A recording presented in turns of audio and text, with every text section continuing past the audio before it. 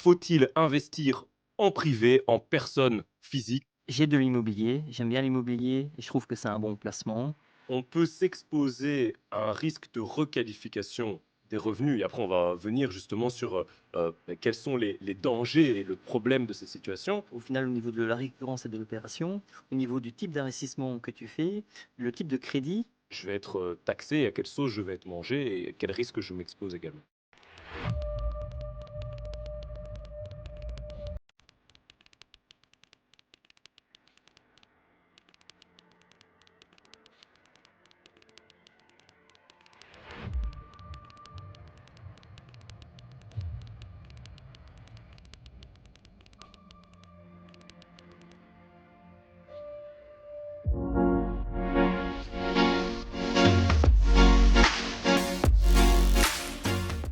Bonjour et bienvenue. Aujourd'hui, on va répondre à une question, qui est sur toutes les lèvres.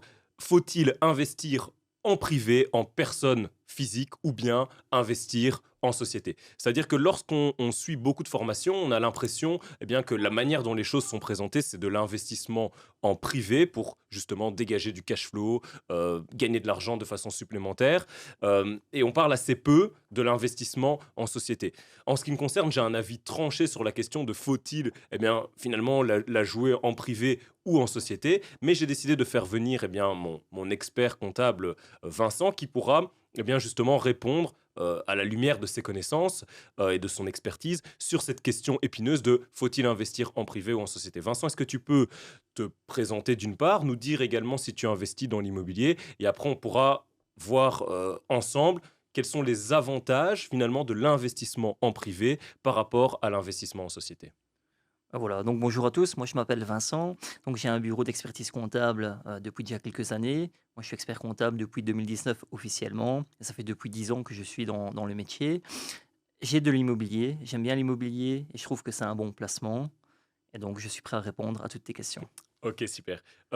Vincent, donc ma première question, donc j'ai pris quelques questions pour toi et après, voilà, certainement ça sera une discussion et peut-être qu'on sortira du cadre des questions qui ont été prévues, au départ. Mais ma toute première, c'est quels sont les avantages, d'un point de vue purement fiscal, eh bien, d'investir dans l'immobilier en privé par rapport à l'immobilier, justement, en société? Si tu peux nous présenter le cas en Belgique et après globalement, je sais que dans d'autres pays, notamment en France, il existe des régimes fiscaux qui peuvent s'apparenter à quelque chose qui va être de l'ordre de l'investissement en privé, comme on le retrouve en Belgique, mais peut-être moins intéressant fiscalement, parce que je pense que c'est une niche finalement, la Belgique. Mais voilà, globalement, on peut faire la distinction entre, d'un côté, le privé, La société. et le professionnel.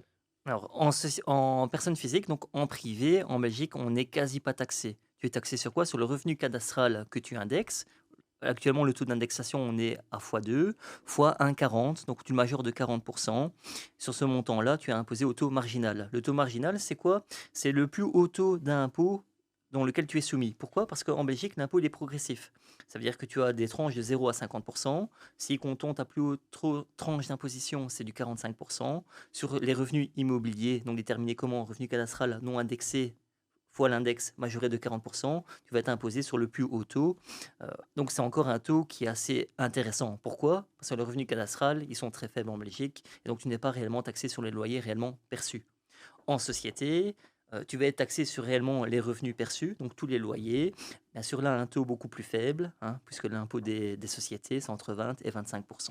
OK. Mais donc, globalement, on peut considérer que, l'investissement en privé en Belgique, comme finalement le régime qu'on retrouve en France, qui est, le loueur, meublé non professionnel, par exemple, sont une sorte de niche fiscale et quelque chose qui va permettre, a priori donc, en respectant certaines conditions et on Ouais, reviendra ouais, sur ces conditions après, de payer moins d'impôts que ce qu'on payerait en étant une société où derrière, si on veut retirer des tout revenus, à fait. on va également devoir payer, eh bien, des taxes sur, les dividendes ou alors, du précompte, par exemple, si on veut prendre un salaire, c'est ça? Oui, tout à fait. Donc, en fait, placer son argent, un particulier qui veut placer son argent dans une seconde résidence en personne physique, donc en privé, c'est un bon investissement en Belgique.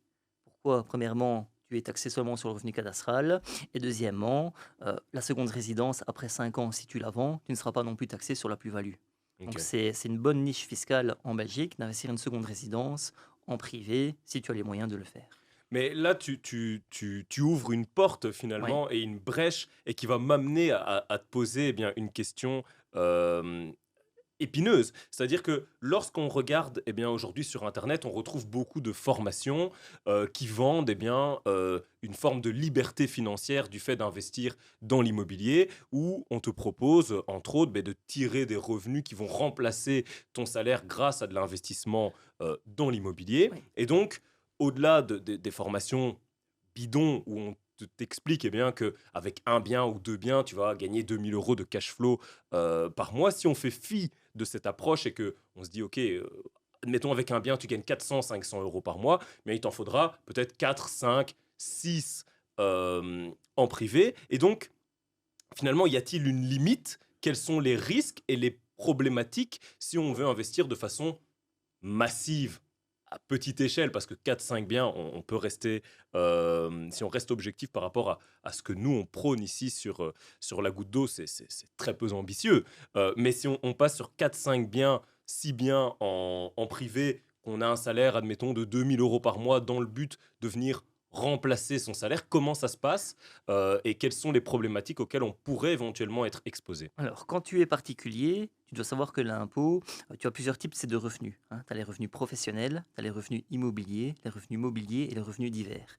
Par défaut, quand tu achètes une seconde résidence, tu vas être soumis sur le type de revenu immobilier. Pourquoi? Parce que l'administration considère que ce n'est pas un revenu professionnel. Le critère qui permet en fait de rester dans le type des revenus immobiliers, c'est la gestion en termes de bon père de famille. Donc là, il n'a pas une définition stricte du mot gestion bon père de famille. C'est tout un ensemble c'est de critères, hein, notamment si comptons quand tu fais de l'investissement immobilier, tu investis 110%, tu mets très peu d'apport. Au final, tous tes revenus immobiliers te rapportent plus que tes revenus professionnels. Il y a beaucoup de critères. Excuse-moi Oui, de t'interrompre, et tu pourras continuer ta démonstration, mais finalement, c'est tout ce qu'on nous propose dans de nombreuses formations, d'investir avec zéro apport, c'est ça. de tirer des C'est revenus ça. pour pouvoir remplacer son C'est ça. travail. Donc, allez, je veux dire pour moi, mais après c'est mon avis propre, hein, je ne mets pas l'administration, c'est mon avis. Acheter peut-être une maison avec ce type de financement, tu peux encore être dans la gestion de type bon père de famille, dans le sens un bon père de famille ferait ce type d'investissement. Mais après acheter peut-être 5 maisons, 6 maisons avec ce principe, l'administration pourrait requalifier en fait comme un revenu professionnel, ce qui serait en fait une véritable catastrophe pour le particulier. Et donc,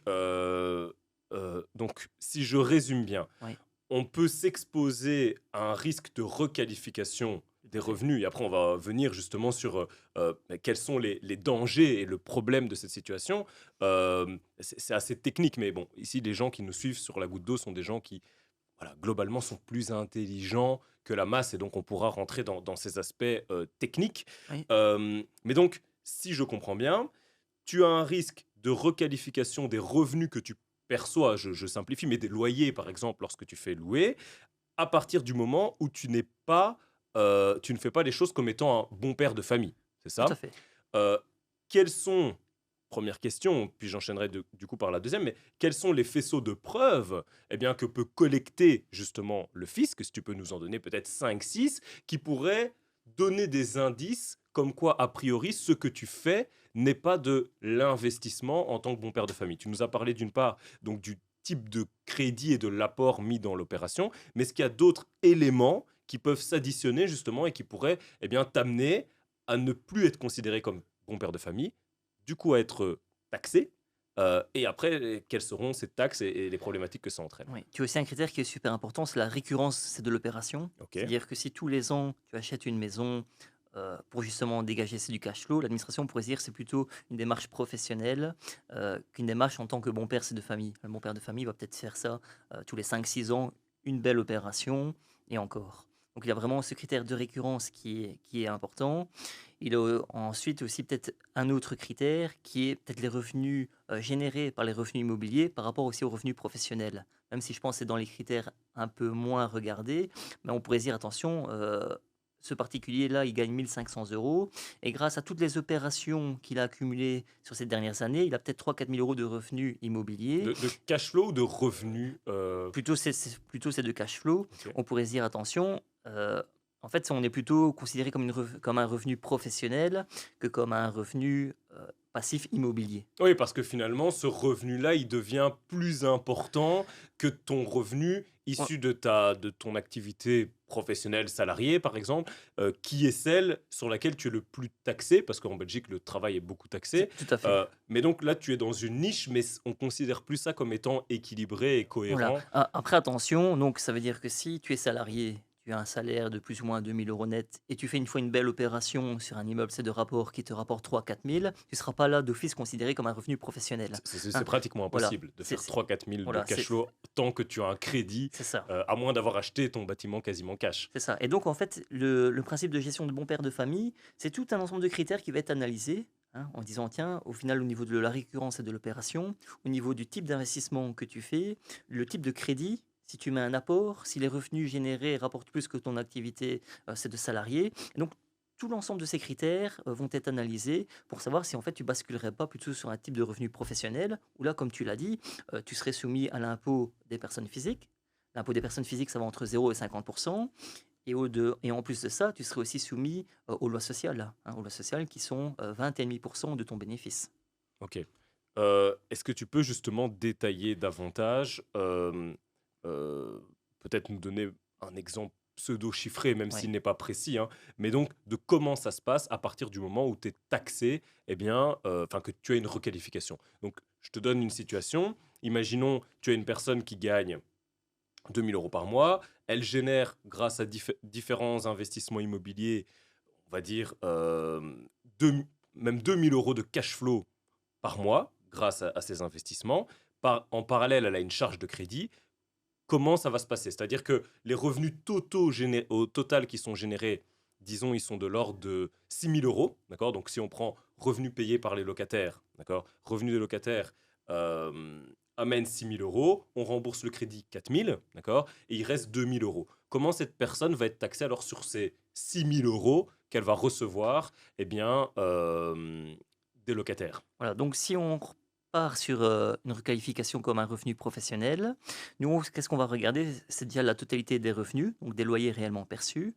Donc on Donc, on va, va dire 6 fois 12, 72 000 €. voilà, Ok. voilà. Donc on partira de ce revenu-là. On va ensuite déduire, si l'administration le veut bien, parce que si on n'a pas demandé à l'époque la déduction des frais, l'administration pourrait simplement dire non, moi je vais calculer l'impôt sur la totalité des revenus. Mais si on arrive à avoir une négociation, on pourrait déduire certains frais, notamment les frais d'assurance, précompte immobilier, les frais, les, ho- les honoraires comptables, les taxes. On va aussi déduire l'amortissement du bien. Alors attention qu'une maison, on l'amortit sur 33 ans. Ça veut dire que tu peux avoir un investisseur qui fait un crédit sur 10 ans, qui va se dire, bah, en fait, en termes de cash flow, je suis plus ou moins Après, à, les à- investisseurs du cash flow, ils n'investissent pas sur 10 ans, ils font des crédits sur 25 ans. ouais, Euh, ou j'ai déjà vu, c'est en 7 ans, mais bon. Mais ça veut dire qu'en cash flow, ils sont presque à zéro, mhm. hein, parce qu'ils disent, dans 7 ans, ma maison, elle est payée. Mais moi, je vais leur dire, attention, vous avez du bénéfice. Pourquoi? Parce que tous les loyers perçus, moins après l'amortissement du bien sur 33 ans, ça va leur générer une base imposable fictive, qui n'ont peut-être plus cet argent-là en compte, mais ils vont payer 50% d'impôts. Alors pourquoi je dis 50% d'impôts? Parce que généralement, si... En Belgique, tu es vide riche. À partir du moment où, globalement, Voilà, tu gagnes 2 000, 2 500 c'est euros ça. par En mois, fait, tu rentres dans la plus tranche. ou moins aux alentours de 45 000 € brut, on est déjà à un taux, c'est de 50%. Ce qu'il faut savoir, c'est que la personne qui l'a fait ces investissements en particulier, si c'est requalifié comme des revenus professionnels, on va en fait additionner les revenus professionnels à son revenu de salarié. Donc il va déjà être À imposé 50%. dans les taux c'est les plus élevés, et tu auras aussi l'impact des lois sociales, hein, les lois Comment sociales. ça marche, ça? Alors, donc en fait, on a le total des revenus moins les charges. Mhm. Tu auras donc un bénéfice. Hein. Sur ce bénéfice, tu vas payer le taux d'impôt plus ou moins 50%. Et sur ce bénéfice, tu vas avoir les lois sociales. Hein. Donc généralement, c'est UCM, Partena, Securex, SEWorks, qui vont calculer 20,5% de lois sociales, comme si en fait tu étais un travailleur, qui était soumis à Sur le l'ENSS, bénéfice à ce moment-là. sur le Donc, bénéfice. ça veut dire que tu as touché, on arrondit, mais donc tu as touché 70 000 € de loyer au Oui, total. Globalement, tu payes 50% d'impôts, donc tu ne payes plus que, enfin, tu n'as plus que 36 000, oui, ok, 35 000. Et là-dessus, tu vas encore payer 20% de loi de loi sociale. sociale. C'est ça. Donc en fait, tu as 76 000 euros, Donc c'est de encore 7 000 euros, on va dire. on Donc de pourrait dire ça. 35, il t'en reste plus que 28. Donc on pourrait dire tu as 72 000 euros de revenus, tu vas peut-être avoir 22 000 euros de frais, hein, donc il va te rester un bénéfice de 50 000 euros Si l'administration accepte que tu si puisses... l'administration accepte de déduire ses les frais. Hein. Si l'administration accepte, donc sur ces 50 000 euros-là, tu vas avoir 21,5% de loi sociale. Donc Ah tu oui, vas, elles sont calculées avant voilà, avant l'impôt. l'impôt, Ouais. hein, puisque les lois sociales sont déductibles. Mhm. C'est-à-dire que tu auras plus ou moins 10 000 euros de loi sociale à payer sur l'année. Donc par trimestre, tu paieras 2 500 euros par trimestre. Il va rester 40 000 euros de base imposable, taxé à 50%. Et là, donc globalement, si tu n'avais pas les finances ou les reins solides, bah, tu sais plus rembourser ton crédit. Oui, et surtout allez, c'est que dans ce cas-là, tu auras certainement déjà une majoration de 10%. Pourquoi? Parce que tu as fait une déclaration d'impôt inexacte. Donc tu devras déjà encore payer un peu plus d'impôts que ce que tu aurais dû payer réellement si tu l'aurais fait les choses correctement. Et imaginons tu échappes à cette requalification Oui. parce que ce que tu fais reste cohérent. Quels sont en termes de, enfin, en termes de stabilité, les avantages d'investir en société par rapport au fait d'investir en personne physique? Dans le sens où je pense qu'il y a davantage de stabilité au niveau de la fiscalité des sociétés par rapport à la fiscalité des personnes physiques. Imaginons aujourd'hui quelqu'un investit dans l'immobilier en personne physique, il arrive à dégager du cash flow, il fait malgré tout les choses comme un bon père de famille, parce que bon, on parle du cash flow même si on sait très bien que ce n'est pas le moyen le plus efficace de réellement s'enrichir, mais tout se passe bien dans le meilleur des mondes. Est-ce qu'il peut y avoir des changements également qui peuvent s'inscrire dans le temps au niveau de la fiscalité? Et de par ton expérience, comment ça s'est passé par le passé lorsqu'il y a eu des changements de fiscalité au niveau des personnes physiques? Est-ce que ce que tu as déjà fait, c'est taxé selon un nouveau régime?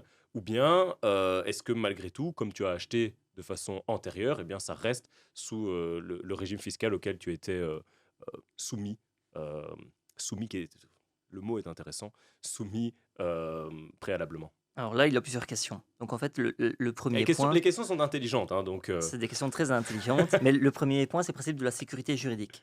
Ça veut dire quoi? Ça veut dire que tous les actes qui ont été posés antérieurement ne peuvent pas être requalifiés avec une nouvelle loi. ok. Hein. Par contre, attention que les revenus, donc tu achètes une maison il y a 5 ans, les revenus générés à partir de maintenant, si une nouvelle loi change, vont être requalifiés d'une nouvelle façon, mais ne peuvent pas revenir sur le passé Mhm. en disant attention, maintenant la loi a changé, donc vos revenus il y a 2 ans, on va les reconsidérer comme la nouvelle loi. Donc ça, c'est toujours le principe de la sécurité juridique.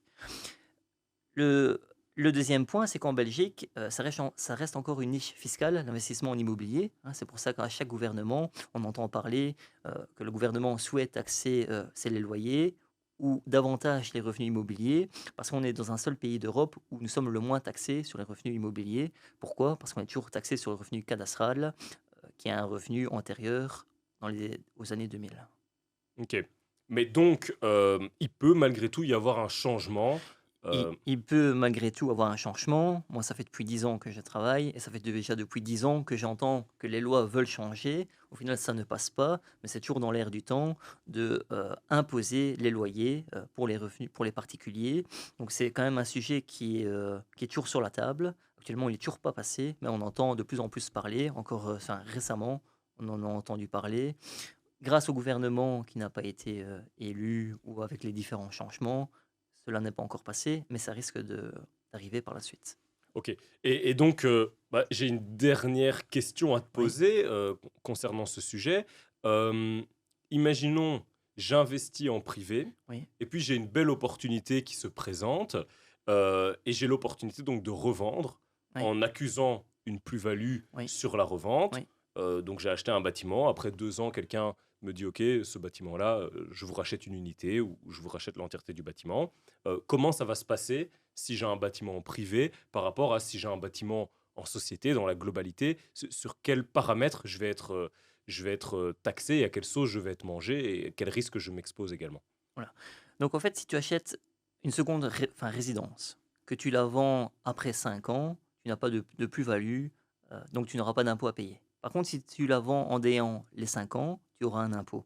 Alors comment est-ce qu'il est calculé? Ça dépend toujours si c'est par exemple un terrain ou une maison. Hein. Donc un terrain, pour exonérer par exemple un terrain, il faut attendre au moins 7 ans. Une maison, c'est 5 ans. Le taux d'imposition change aussi. C'est entre 16 et 33% en fonction si c'est la maison ou le terrain. Comment est-ce qu'on calcule? Le calcul est encore assez simple, hein. C'est ton prix d'achat de la maison qu'on majore de 25%, plus 5% par an par rapport à ton prix de vente. Et sur ce bénéfice-là, tu seras soit imposé à 16% ou à 33% en fonction si c'est un achat, si c'est l'achat pardon, d'un bâtiment ou d'un terrain. Et imaginons, je suis un petit malin Oui, et je décide d'acheter donc des bâtiments en privé oui, et tous les 5 ans, une oui, fois que le délai est oui, épuisé, je les revends. Est-ce que j'ai des risques auxquels je m'expose? Parce que moi, j'avais vu une jurisprudence, oui, justement, qui avait eu lieu, je pense, qui s'était passé à Liège, oui. sur un couple qui avait réalisé des opérations Voilà. de ce type-là.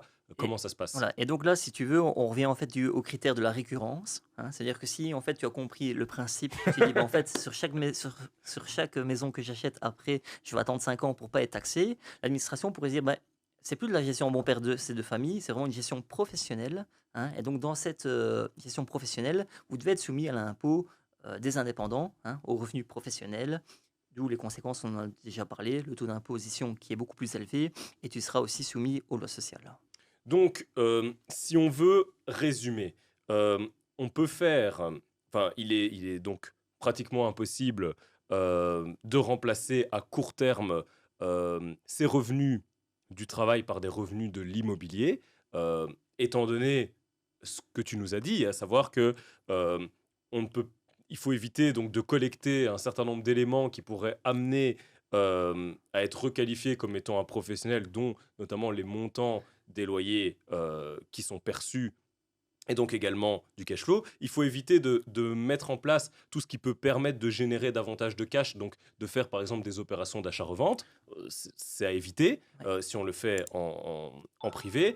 Donc, et on s'expose également à un risque d'être requalifié et à un risque de changement de législation à terme. tout à fait. Donc on est assis sur un volcan. Ouais, ouais, Euh, mais donc on peut retenir de ça que l'investissement en privé va être globalement de l'investissement en bon père de famille, donc acheter peut-être quelques bâtiments, quelques immeubles si on a des revenus qui sont élevés et donc ça se justifie. tout à fait. Je pense que quelqu'un qui gagne 5, 7, 10 000 euros par mois pourra peut-être avoir 3, 4, 5 bâtiments En en privé, privé, même peut-être 10, alors que quelqu'un qui va en gagner 2000, ça va être assez complexe de se dire que cette personne a également 10 bâtiments, parce qu'il y a peut-être un problème de rapport c'est ça. entre les revenus et le patrimoine, sachant que si elle a 2000 euros de revenus, la manière dont elle a acquis ces bâtiments, eh bien, ça sera certainement pas par le fruit d'une épargne importante, mais probablement par peut-être des financements avec très peu d'apports et des financements très importants. Et donc, si maintenant on est ambitieux et qu'on veut véritablement se développer un patrimoine immobilier qui est important et donc enchaîner les opérations et les acquisitions, alors il est préférable, enfin il est même indispensable de se professionnaliser et donc de faire ça au travers d'un véhicule fiscal qui est celui de la société. Enfin, tout à fait. Pourquoi? Parce qu'en fait, au niveau de la société, le taux d'impôt, c'est entre 20 et 25%. Donc, généralement, dans une société immobilière, tu seras par défaut soumis à 25%. Pourquoi? Parce que 20%, va devoir droit au taux réduit, et donc le dirigeant doit se prendre un salaire. Donc, par défaut, je veux dire, l'impôt des sociétés immobilières, on a 25%, comparé à l'impôt professionnel en personne physique, où on est pas loin des 50%, et soumis aux lois sociales sur le bénéfice. Hein, ce qu'il faut bien comprendre, c'est que si, par exemple, un particulier a son activité de salarié et qui crée sa société immobilière simplement pour faire du placement, enfin de l'enrichissement immobilier, mais qui ne se prend pas de salaire, ce sera considéré comme une activité complémentaire. Lui, en tant que dirigeant, c'est-à-dire il sera soumis en fait aux lois sociales minimum, hein, 80 euros par trimestre, et l'impôt sur le revenu, sur le bénéfice dégagé sera de 25%. C'est-à-dire quoi? Ça veut dire qu'il va faire en fait une économie d'échelle et pourra réinvestir son bénéfice après impôt dans un nouveau bien immobilier. Ce sera beaucoup plus dur, un indépendant en personne physique soumis au revenu professionnel, d'acquérir ensuite un second bien immobilier. Pourquoi? Parce qu'il paiera beaucoup plus d'impôts. Alors la société, après, elle sera aussi intéressante pour transmettre le patrimoine aux enfants, par exemple. Donc Ça, c'est on vrai que, pourra en reparler. oui, mais c'est vrai que le véhicule de la société pour faire du placement immobilier, ça peut être intéressant, non pas pour acheter une maison, mais pour des gens qui souhaitent investir, comme tu l'as dit, Des gens ambitieux, des gens finalement. ambitieux, 10 maisons, enfin, ou 15 maisons, ou, voilà, ou 50 100. bâtiments, ou Mhm. 100 bâtiments, la société immobilière va être Et le seul et intéressante. unique véhicule réaliste et sérieux pour C'est ça. avoir cette ambition. Et même au niveau des banques, hein, au niveau des banques, Ça, je pense qu'on aura l'occasion justement d'avoir un un banquier banquier qui viendra sur pour notre chaîne. pouvoir en Un discuter. banquier que l'on Mais connaît tous les deux. ce que tu dis par Oui, rapport justement aux banques est oui, également un point qui est important, c'est qui est ça. important à souligner. Vincent, je te Oui, remercie pour ton intervention. Euh, Si vous souhaitez eh bien continuer à recevoir du contenu sérieux, de qualité, qui s'adresse eh bien à des personnes qui ne croient pas justement aux recettes miracles et aux baguettes magiques, abonnez-vous à la chaîne. Laissez-nous éventuellement un commentaire sous la vidéo si ce type de contenu vous a intéressé. Et on se voit pour un prochain épisode où j'aurai justement le plaisir encore de faire venir Vincent. un grand merci Leroy, à très bientôt.